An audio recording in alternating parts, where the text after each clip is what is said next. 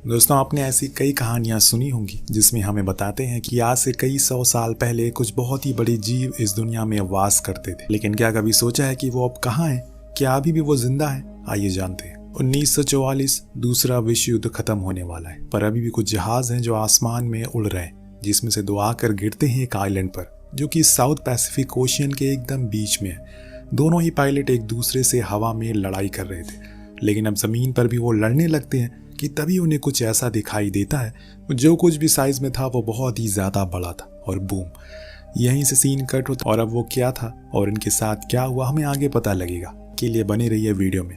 अब आते हैं 1971 में व्हाइट हाउस के बाहर लोग प्रदर्शन कर रहे हैं। उसी में से हम दो आदमियों को देखते हैं जो कि एक मिनिस्टर से मिलने के लिए आए, क्योंकि उन्हें अपनी प्रोडक्शन के लिए फंडिंग चाहिए। इनके नाम होते हैं बिल और हॉस्टन। दोनों की बातें सुनने के बाद मिनिस्टर उन्हें मना कर देते हैं। असल में इन दोनों का मानना था कि इन्होंने एक ऐसा आइलैंड ढूंढा है जहां पर कुछ ऐसे जीव जंतु हैं और कुछ ऐसी चीजें हैं जिन्हें पाकर हम अपनी कंट्री की इकोनॉमी को और बूम कर सकते हैं, पर वो फिर भी मना कर देते हैं। लेकिन यहाँ बिल जानता है कि अगर वो ये कहेगा तो वो जरूर मानेंगे। वो कह ही देता है कि सर, कल मैंने न्यूज में पढ़ा है कि रशियन आर्मी को भी इस आइलैंड के बारे में खबर लग चुकी है और अगर हम जल्दी नहीं गए तो वो वहां पहुंच जाएंगे। फिर क्या था, बिल को तुरंत ही परमिशन मिल जाती है, जिसके बाद वो अपनी टीम बनाने लगता है जिसमें उसे कुछ होशियार और स्ट्रांग लोगों की जरूरत पड़ने वाली है, क्योंकि ये कोई बच्चों का खेल नहीं है। इसीलिए वो आर्मी कमांडर पैकर्ड को बुलाता है, सब कुछ बताता है उन्हें, जो अपने कुछ सबसे हाईली ट्रेन सोल्जर की टीम को बनाते हैं। वहीं हॉस्टन जेम्स को कॉल करता है जो कि एक गाइड का काम करेगा, और मेसन जो कि एक फोटोग्राफर है, वो उनके लिए एविडेंस बनाएगी। अब सभी को ब्रीफिंग के लिए बुलाया जाता है और समझाया जाता है कि वो लोग सब साथ में आगे बढ़ेंगे। हर एक छोटी से छोटी चीज को बहुत ही बारीकी से चेक करेंगे। अगर कुछ भी उन्हें मिलेगा तो वो उसे सबसे पहले बिल को दिखाएंगे। अगले दिन ये लोग उस आइलैंड के लिए निकल पड़ते हैं जहां पर ये कुछ चॉपर से जाएंगे, पर इनके सामने एक मुसीबत थी, जो था एक विशाल तूफान जो इनका रास्ता रोके खड़ा था। अगर इनमें से कोई भी अंदर गया तो मारा जाएगा, पर उसके अलावा कोई और ऑप्शन भी तो नहीं है। इसीलिए बिल फैसला करता है कि वो जाएंगे। इसके बाद सभी चॉपर उसके अंदर घुसते हैं, पर शायद इन्होंने ये गलत फैसला ले लिया, क्योंकि वो बिजली इनके चॉपर के ऊपर ही गिर रही थी, जिसके कारण कुछ तो प्लेन क्रैश हो जाते हैं, फिर कुछ उस तूफान को पार कर डालते हैं। और तब इनके सामने आता है वो खूबसूरत आइलैंड जहां पर आज तक कोई नहीं गया। अगर कोई गया भी है तो कभी जिंदा नहीं लौटा। हॉस्टन की टीम सबसे पहले लैंड करती है। दरअसल उसकी थ्योरी के हिसाब से इस आइलैंड के नीचे बड़ी नदियां बह रही है, जिनके अंदर कई फुट गहरे गड्ढे हैं, जिसमें वो विशाल जीव रहते हैं। और उन्हीं गड्ढों में सोने और चांदी के कई सारे महल भी बने, जो किसी जमाने में यहाँ पर रहने वाले लोगों के हुआ करते थे।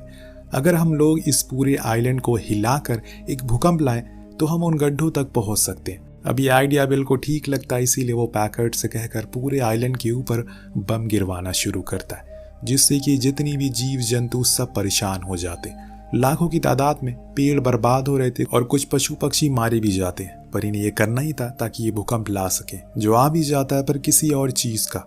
जब उस चीज को पैकर्ड खुद के सामने देखता है तो उसकी आंखें खुली की खुली रह जाती है। दरअसल वो एक्स्ट्रा लार्ज चिंपैंजी था, जिसका साइज बुर्ज खलीफे से भी बड़ा था।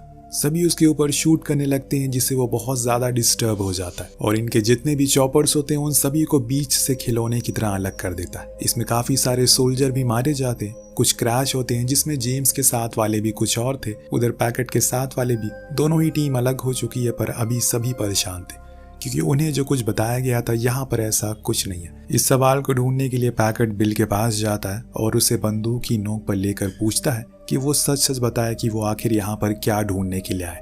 तब यहाँ बिल उससे कहता है, दरअसल जिस पृथ्वी पर हम सालों से रह रहे वो कभी हमारी थी ही नहीं, वो इन्हीं लोगों की थी जिसे हमने कुछ देर पहले देखा है।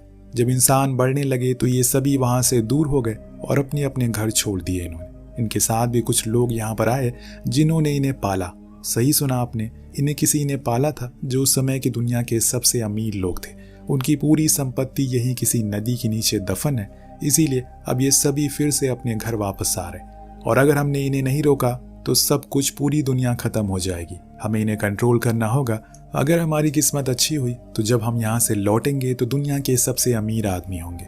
वहीं दूसरी ओर हम जेम्स की टीम को देखते हैं जो इनसे बिछड़ चुके हैं। वो अपने लोगों से कहता है कि प्लान के मुताबिक हमें समुद्र किनारे पहुंचना होगा अगले 3 दिन के अंदर, तब तक हमारा शिप वहीं खड़ा रहेगा।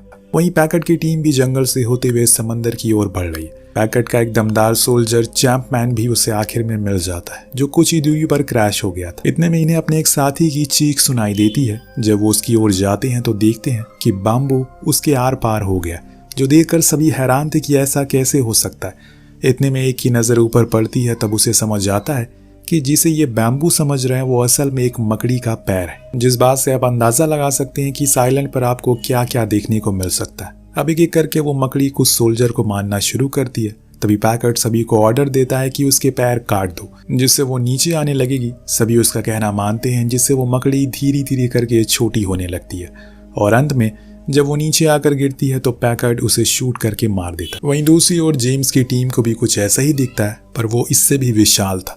वो तो जब नदी के किनारे से आगे की ओर बढ़ रहे थे तो उन लोगों को उसी नदी से बाहर आते हुए एक बुफैलो दिखता है, जिसका आकार किसी फुटबॉल स्टेडियम जितना था। सभी उसको देखकर बंदूक उठा लेते हैं, लेकिन जेम्स को पता है कि ये करके वो उसे गुस्सा दिलाएंगे और इसीलिए वो किसी को भी शूट ना करने को कहता है, जिससे वो चुपचाप वहां से चला जाता है बिना कुछ किए।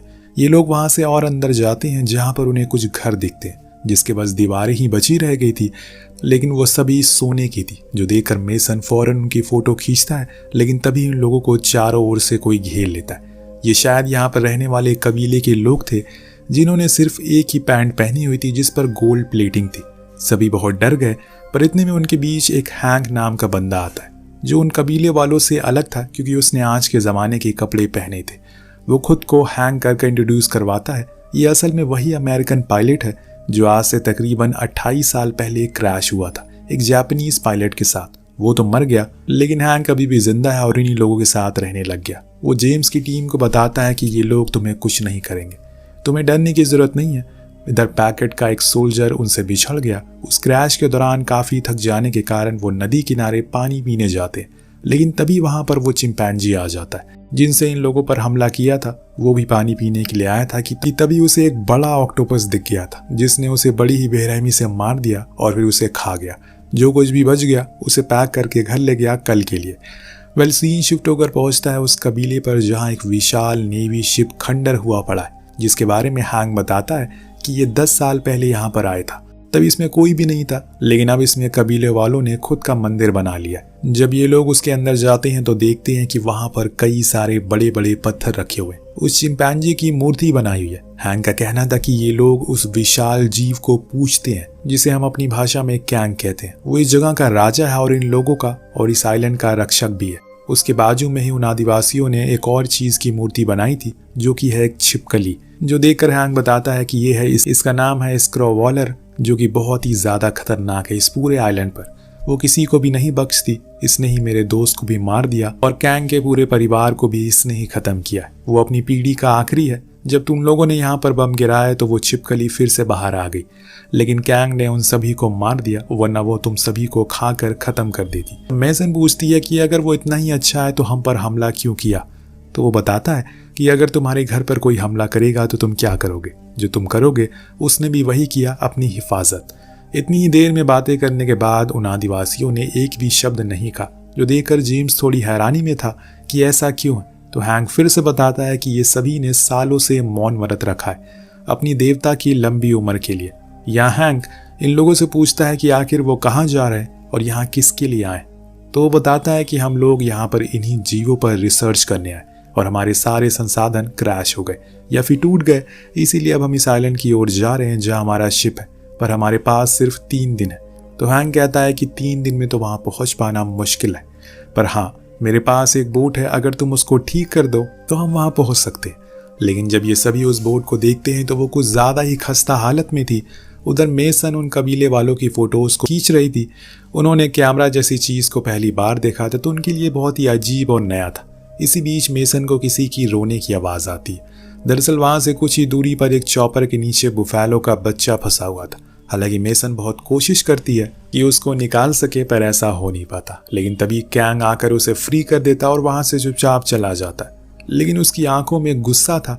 तब मेसन को समझ आता है कि हैंक सही कह रहा है, हमने उसके घर को बर्बाद कर दिया। अब इधर जिस सोल्जर ने कैंग को पानी पीते हुए देखा था वो भागते हुए जंगल के अंदर गया, जहाँ वो अपने साथियों से बार बार जुड़ने की कोशिश करता है, एक पेड़ की टहनी पर बैठकर।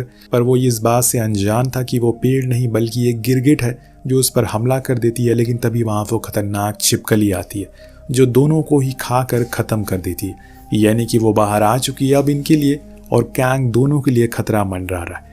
देखते हैं कि आगे क्या होता है। फिलहाल वहाँ पैकेट की टीम अब उस सोने की तलाश में है, क्योंकि बिल ने उन्हें ढेर सारा लालच जो दे दिया। उस सोने को पाने के लिए वो अब किसी भी हद तक गिर सकते, जो उन्होंने शुरुआत में दिखा भी दिया। सभी ने मिलकर उस बोट को बना लिया, यानी कि अब इन्हें यहाँ से अलविदा लेना होगा।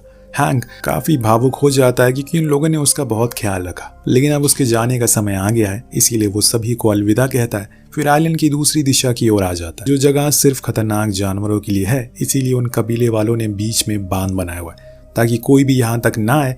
खैर ये लोग बोट से उन बेहतरीन नज़ारों का लुत्फ उठाते हुए आगे बढ़ रहे थे। इनका दूसरी टीम से कनेक्ट भी हो जाता है, और इसी बीच इतने में एक विशाल चमगादड़ इनके एक आदमी को उठा कर ले जाता है। आसमान में उसके शरीर के 4 टुकड़े करके बांट लेते। सभी ये मंजर देखकर हैरान थे, ज्यादा डर जाते। लेकिन अब इन्हें कुछ देर रुकना होगा क्योंकि इन्हें अब अपनी टीम से भी मिलना है, जो कि थोड़े अंदर जाने पर मिल जाती है। सभी बहुत खुश थे। साथ आकर अब ये डिसाइड करते हैं कि वो ईस्ट की ओर जाएंगे, लेकिन पैकेट को वेस्ट की ओर जाना था क्योंकि उसका एक साथी का चॉपर वहीं क्रैश हुआ। लेकिन हैंक उन्हें वहां जाने से मना करता है क्योंकि वो इलाका छिपकलियों का है। लेकिन पैकेट जेम्स से कहता है कि तुम्हारा काम हमें रास्ता दिखाना है, उन लोगों को ढूंढना है जो खो चुके हैं। इसीलिए जेम्स को उसकी बात माननी पड़ती है और वो सभी वेस्ट की ओर निकल जाते हैं, जहां पर उन्हें एक कंकालों की घाटी मिलती है, जिसके बारे में हैंक बताता है कि ये कैंग के परिवार का कब्रिस्तान है। इसे देखकर आप आइडिया लगा सकते हैं कि वो छिपकली कितनी खतरनाक है। इन्हें उसकी कब्रिस्तान में होकर गुजरना होता है, लेकिन इन लोगों को जरा भी अंदाजा नहीं है कि यहाँ पर क्या होने वाला है। कुछ ही देर के अंदर इनके ऊपर वो बड़ी वाली छिपकली हमला करती है, सभी को मारना शुरू करती है। वो मुसीबत कम थी कि वो चमगादड़ भी यहाँ आ चुके थे। अब सभी परेशान इधर उधर भागना शुरू करते हैं। मेसन जेम्स के साथ कवर लेकर छुप जाती है, तो वहीं पैकेट के लोग लगातार फायरिंग कर रहे थे। इतने में एक सोल्जर फायर फ्लेम से उस छिपकली की पूरी तरीके से जलाकर मार देता है, जिससे कि इनकी जान बच जाती है। लेकिन अब हैंक का कहना था कि उन्हें यहाँ से जल्दी बाहर जाना होगा क्योंकि ये इलाका सही नहीं है। लेकिन पैकेट अपने साथियों की मौत का बदला लिए बिना यहाँ से नहीं जाएगा। उसका कहना था कि वो जब तक कैंग को मार नहीं लेता वो चैन की सांस नहीं लेगा। ये सुनकर हैंक हंसने लगता है और कहता है कि क्या तुम पागल हो गए हो? कैंग यहाँ का राजा है, तुम्हारी कोई औकात नहीं है उसके सामने। अगर तुमने कुछ भी किया तो ये कबीले वाले तुम्हें चुन चुन कर मार डालेंगे। उनके लिए वो एक देवता है। पर पैकेट नहीं मानने वाला था। तब जेम्स उसके साथी की लॉकेट दिखाता है और कहता है कि ये उस छिपकली के पेट से हमें मिली, मतलब छिपकली ने उसे मारा है, ना कि कॉन्ग ने। इसमें उसकी कोई गलती नहीं है। लेकिन पैकेट को किसी भी हाल में उस चॉपर तक पहुंचना है।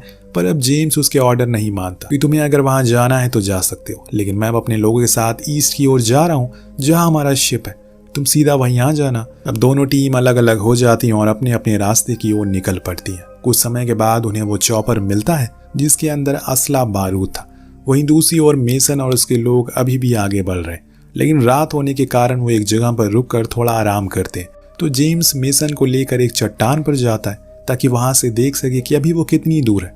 तभी वहां पर कैंग आता है जिसकी आंखों में आंसू थे, जिसको देखकर मेसन उसके चोटों को महसूस करती है और वो तकलीफ में है क्योंकि उन लोगों ने उसके घर पर हमला किया जिसमें कई सारे जानवर मारे गए। जेम्स को भी समझ आता है कि वो ऐसा नहीं है जैसा उन्होंने उसे समझा था, वो तो एक शांतिपूर्व किस्म का जीव है। तभी जंगलों में धमाके होने लगते हैं जो कि पैकेट की टीम कर रही थी क्योंकि वो लोग अपना बदला लेना चाहते हैं। उन्होंने कैंग के लिए जाल भी बिछाया हुआ जिसके अंदर जाते ही वो और धमाके करते, जिसमें कैंग पूरी तरह से जल जाता और बेहोश हो जाता कि यही सही मौका है, उसको बम से उड़ा दो। पर जेम्स ऐसा होने नहीं देगा, इसीलिए वहां आकर उन सभी को रुकने को कहता है। लेकिन पैकेट अपने लोगों को ऑर्डर देता है इन्हें खत्म कर दो। अब उसके लोग भी समझ गए हैं कि वो गलत कर रहा है। उनका दुश्मन तो वो छिपकली है, ना कि कैंग। तभी पानी से एक विशाल छिपकली बाहर आती है। वो पैकेट पर हमला करने वाली थी जिसके हाथ में रिमोट था, जिससे वो कैंग को मारने वाला था। लेकिन उसी बीच कैंग उठ जाता है और उसे पकड़ लेता है, जिससे पैकेट की जान बच जाती है और दोनों के बीच में घमासान युद्ध छिड़ जाता है। इसी दौरान ये लोग बोट के पास भागने लगते हैं। अब उजाला भी हो चुका है, लेकिन वो छिपकली अब इनके पीछे पड़ चुकी है। लेकिन एक बार फिर से कैंग वहां आ जाता है। वही मेसन चट्टान पर चढ़कर फ्लेयर चला देती ताकि अगर उसके शिप यहीं कहीं आसपास हो तो वो लोग उसे देख ले। उधर उन दोनों के बीच में लड़ाई चल रही थी, एक ऐसी लड़ाई जिससे जमीन भी कांप जाए।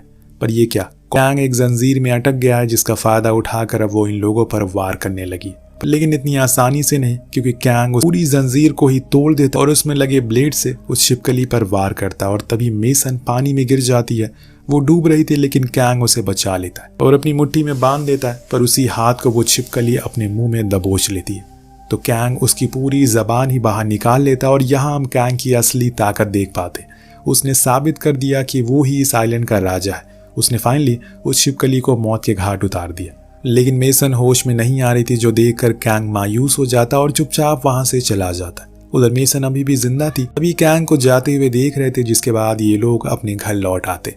यहाँ में दिखाया जाता है कि हैंक जो पूरे 35 साल बाद अपने घर वापस लौट रहा है। सभी ने तो उसे मरा हुआ समझ लिया था, लेकिन आज उसे अपने सामने खड़ा हुआ देखकर सभी लोग बहुत खुश थे और गले से लगा लेते हैं। उधर जेम्स और मेसन को सीक्रेट सर्विस ने अपने कैबिन में बंद करके रखा क्योंकि वो उसे कुछ और बताना चाहते हैं। दरअसल होस्टन जिस ऑर्गेनाइजेशन के लिए काम करता है वो ऐसे ही कुछ जीवों को या फिर किसी अनमोल चीजों को ढूंढती है। जब वो एक आइलैंड पर गए तो उन्हें वहां पर पता लगा कि कैंग ही अकेला नहीं है, बल्कि ऐसे और कई जीव है जो इंसान की सोच से कई गुना बड़े हैं और अभी वो जिंदा भी है। इसीलिए हमें किसी भी तरह करके उन्हें रोकना है, जो आपको दूसरे पार्ट में देखने को मिलेगा। तब तक के लिए कहानी यहीं खत्म होती है। तो आपको कहानी कैसी लगी कमेंट करके जरूर बताएगा। मिलते हैं अगली वीडियो में। Thank you so much watching. Peace out.